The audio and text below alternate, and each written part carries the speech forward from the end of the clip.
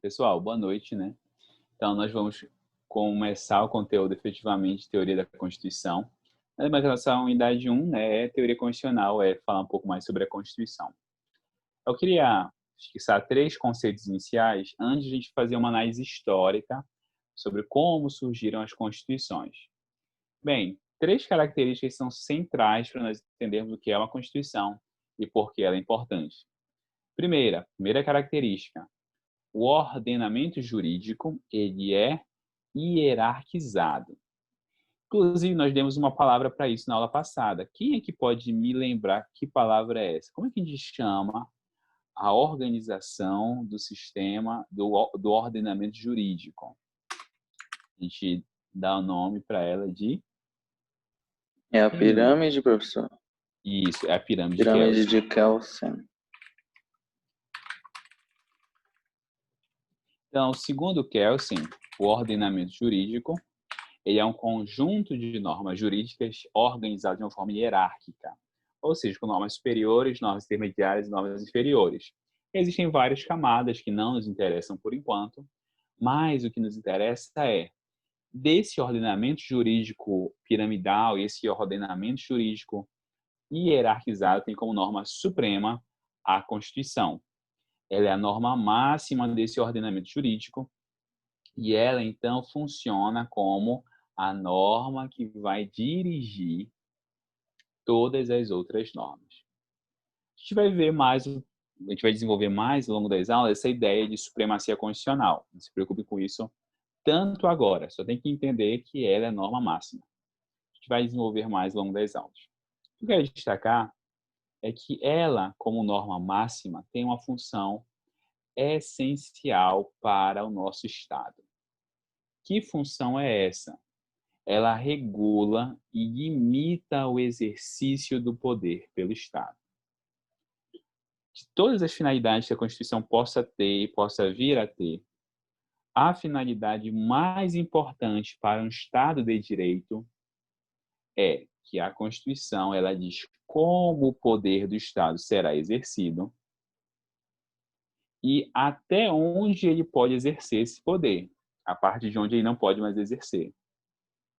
Então, nós temos um documento que é a norma jurídica mais importante da nossa sociedade, e faz o quê? Ela diz, Estado, você pode agir assim, assado, mas você não pode fazer isso aqui.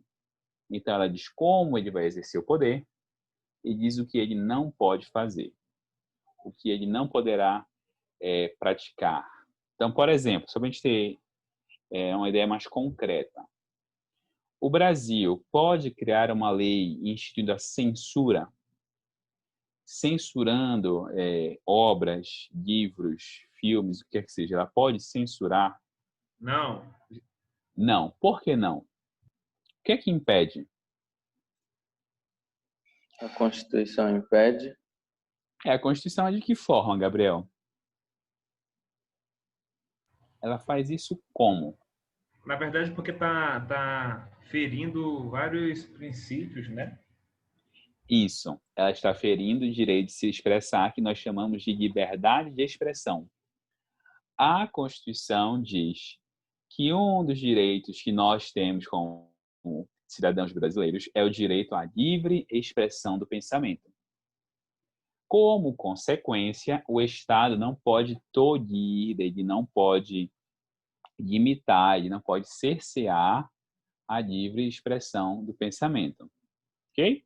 Professor, nesse sentido, impedir as fake news é censurar? Não. Eu vou publicar uma palestra, eu fiz uma palestra sobre isso. Quem foi que perguntou agora? Não vi. Gabriel, Gabriel, vou publicar uma palestra sobre isso, Gabriel. Pode ser censurar, pode não ser. Normalmente vai ser censura.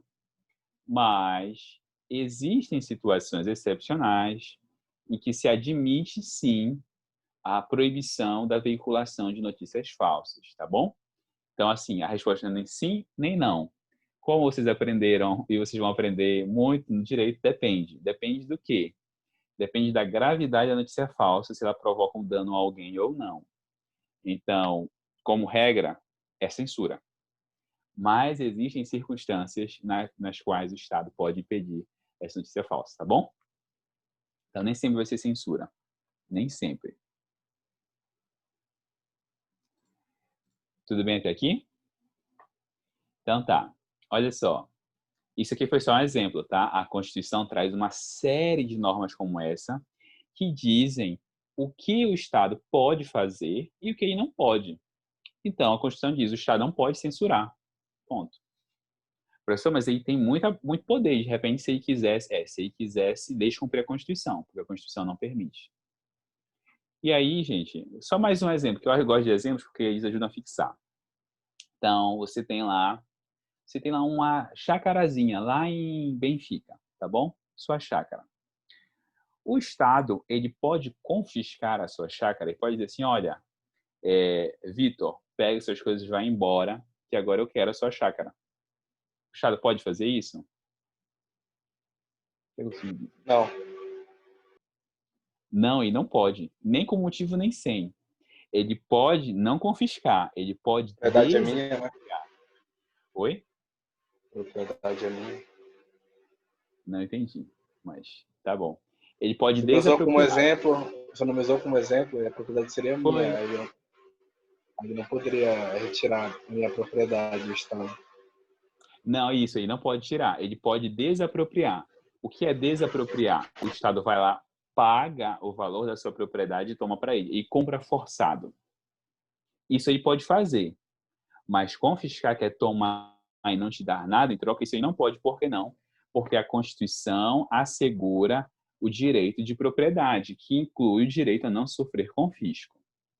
Tem exceção? Tem. Quase tudo no direito tem exceção. O Vitor está plantando maconha, marihuana, cannabis sativa L, lá na chácara dele. Tá? Vitor está plantando maconha lá na chácara dele. Não sei de nada, não. O Estado pode tomar a fazenda dele, a chácara dele? Pode. Neste caso específico, a Constituição autoriza plantação de psicotrópicos. Neste caso, a Constituição diz, neste caso pode confiscar mesmo. Pode expropriar a fazenda ou a área, o que quer que seja. Então, a própria Constituição diz quando o Estado pode fazer uma coisa e quando ele não pode fazer. Não, filho. Ele vai confiscar, ele vai tomar e vai dizer, Vitor, você ainda vai preso. Ainda vai preso. Mas, nesse caso, ele vai perder a propriedade, tá bom? Professor, assim, bem um pouquinho fugindo, mas eu ouvi falar que, por exemplo, em Portugal, agora na época da pandemia, eles podiam utilizar os hotéis, assim, o governo poderia utilizar os hotéis como forma para, como hospitais, Sim. de alguma O nome forma disso é lá. requisição administrativa. No Brasil também pode, tá bom? No Brasil também pode, mas o Estado também responde pelos custos e pelos danos que forem causados, tá bom? Então, assim, o que o Estado pode fazer é te obrigar, por exemplo, a entregar um bem para ele usar, requisição, para vender ele forçadamente, mas ele não pode tomar a tua propriedade e não te dar nada em troca. Isso aí não pode fazer. A não ser em casos que a própria Constituição autoriza, como esse caso da plantação de psicotrópicos, como no caso de trabalho escravo, trabalho análogo ao escravo, na verdade. Tá bom? O Brasil também pode.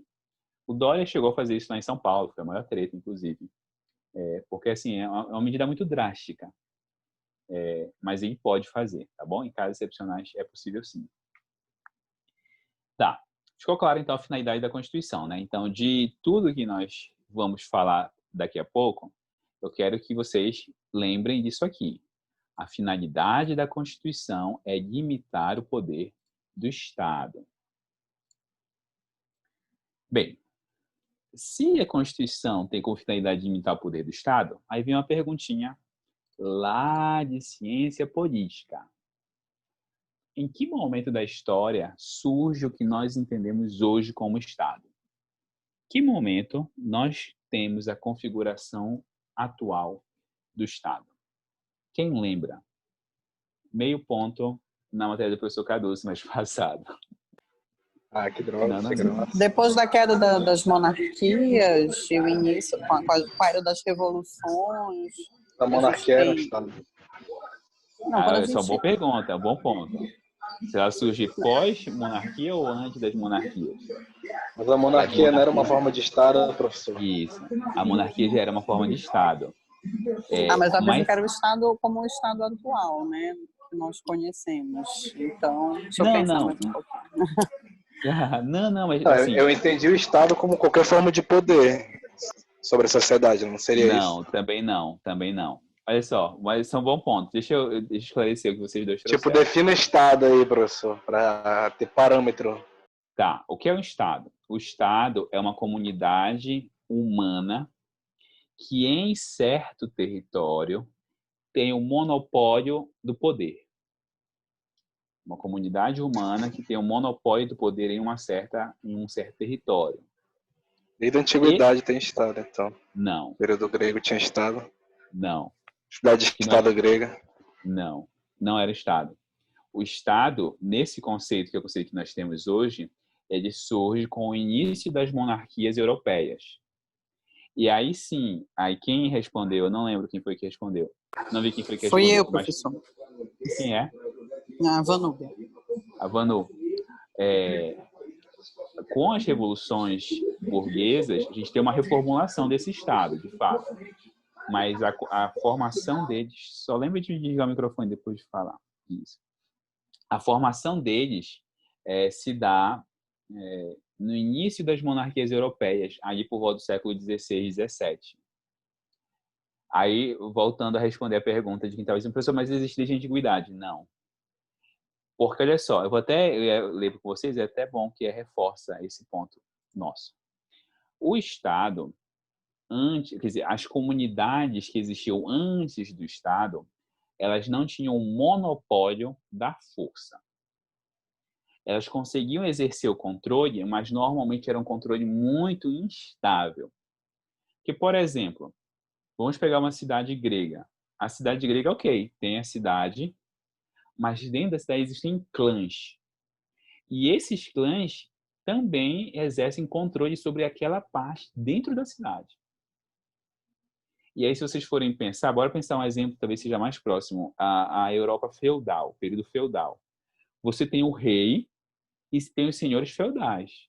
E o senhor feudal tem exército também, e às vezes ele não se submete à ordem do rei, e às vezes ele não ajuda o rei, porque ele está como se fosse no mesmo nível, na mesma hierarquia que o chefe, o que seria o chefe do Estado.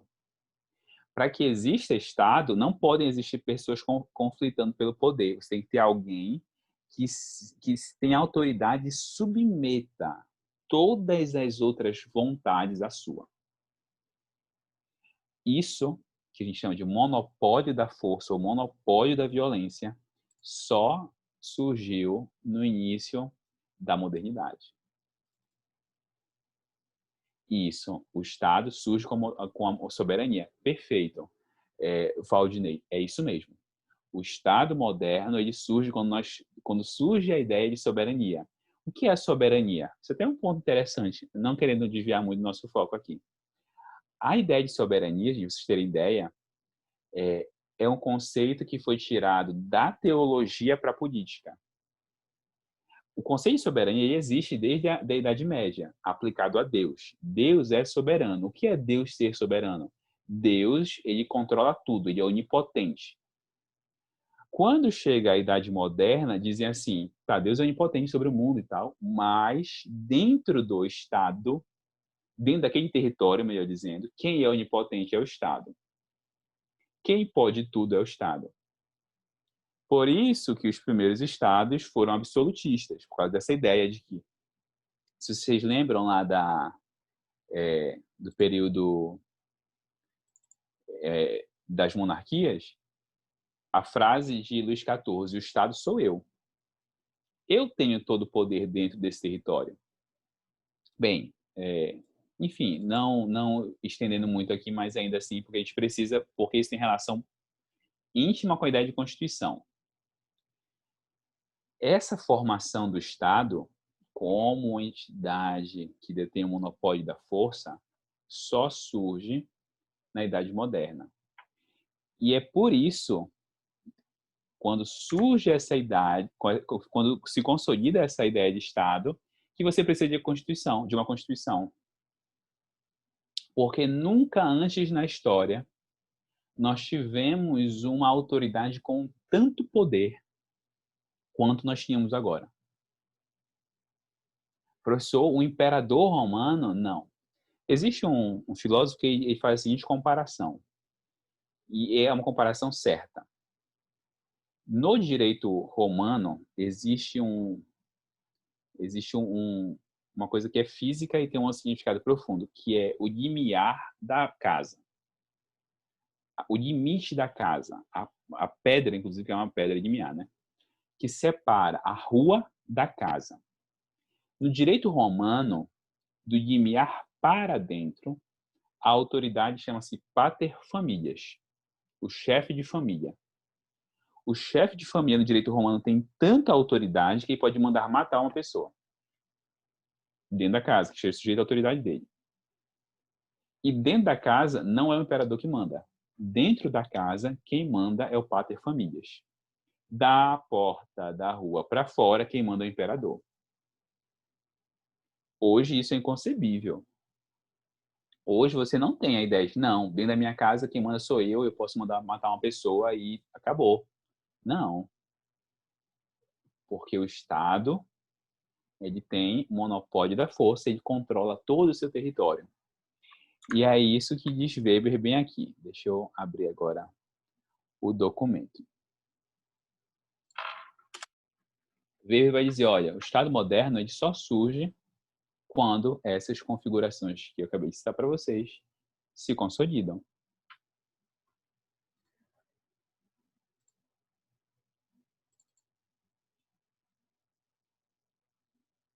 Olha só o que ele diz. Só subir aqui um pouquinho.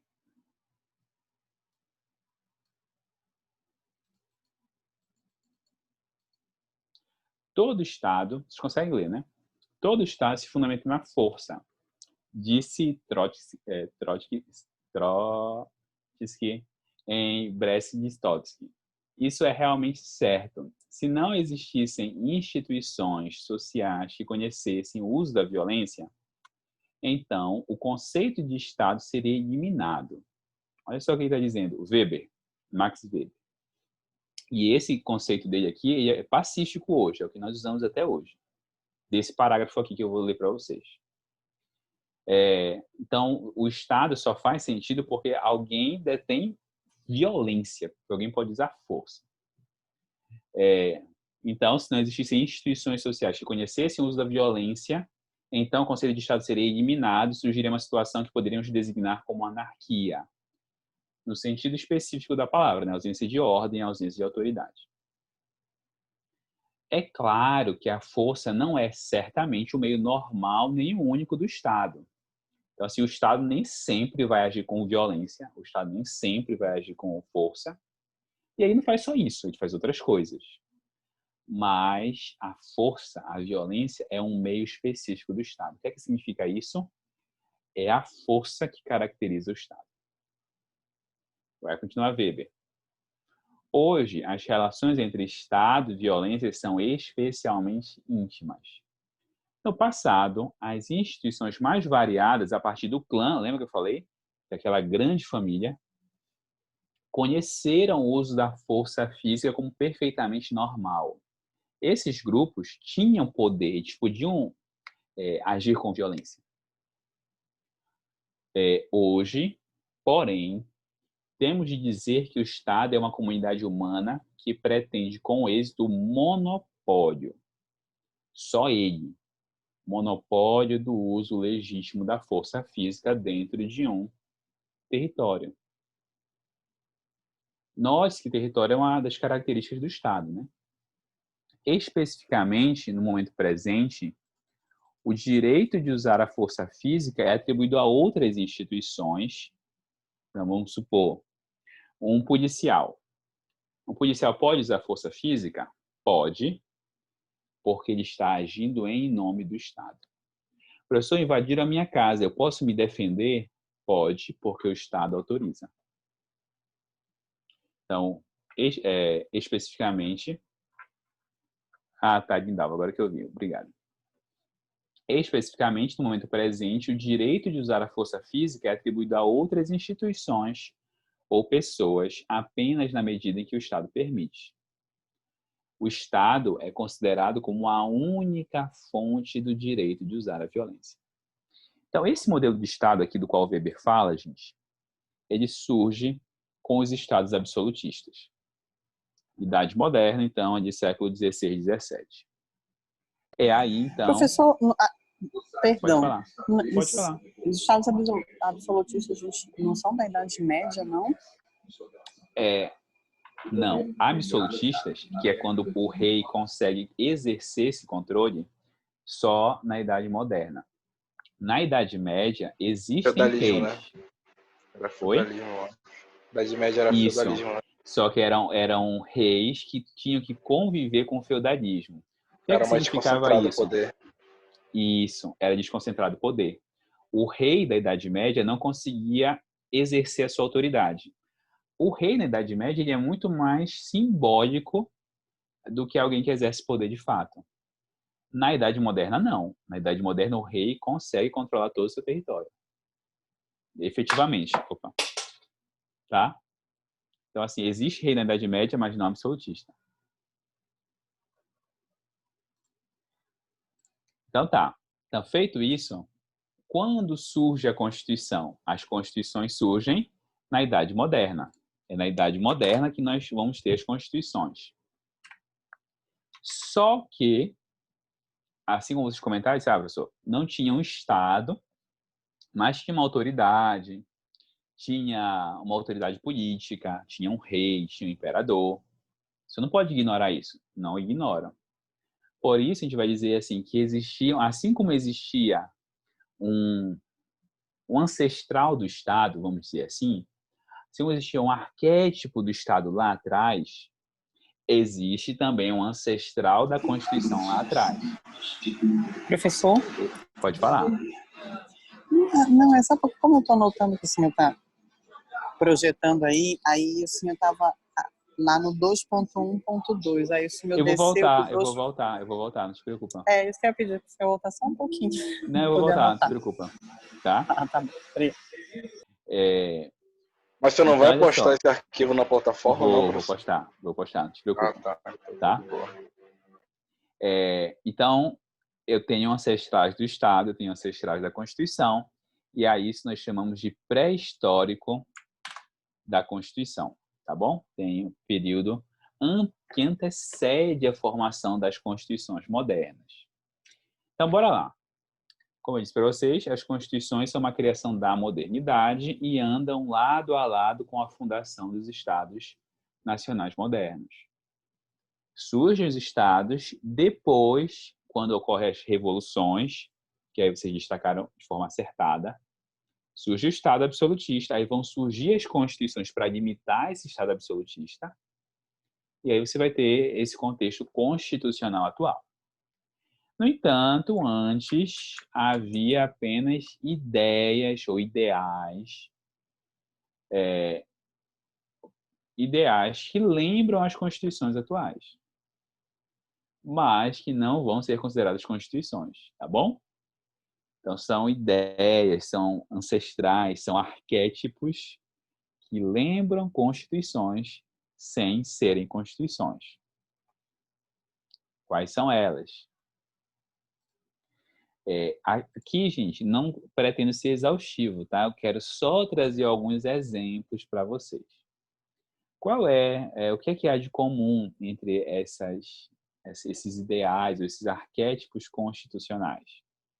É que eles são sistemas, não são necessariamente documentos como a Constituição atual, mas eles são sistemas que tentam conter a autoridade do Estado.